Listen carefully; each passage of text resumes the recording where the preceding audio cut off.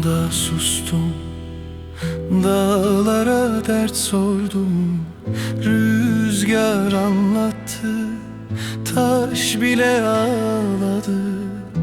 Bir ömür verdim, sevdaya bağlandım.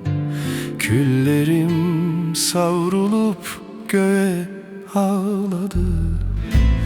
Yaralar öğretir insanı, dertler büyütür aşkı. Bir direniştir kalbimin sesi. Susmam artık, duysun dünyada.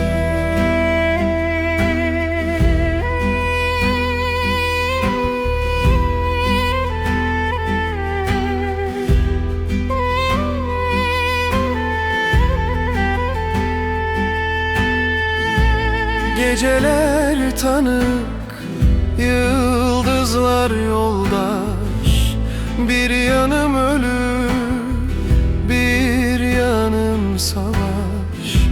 Aşka da isyan, hayata telaş. Ben yine doğarım külden yavaş yavaş. Yaralar öğretir insanı, dertler büyütür aşkı. Bir direniştir kalbimin sesi. Susmam artık, duysun dünyada.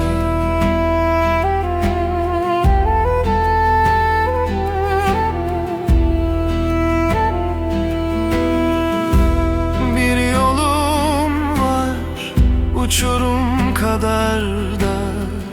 Sevda bir sancı, insan kadar yer. Dünya dönse de aynı hüzün var.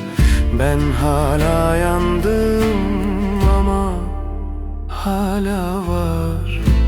Yaralar öğretir insanı, dertler büyütür aşkı. Bir direniştir kalbimin sesi. Susmam artık, duysun dünyada.